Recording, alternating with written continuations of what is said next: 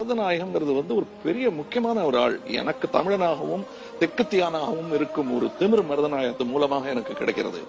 அதாவது first war of independence 1857 எல்லாரும் சொல்றாங்க. மங்கள் பாண்டேயுடைய இது ஒரு 4 பக்கத்துக்குள்ள அடக்கிடல.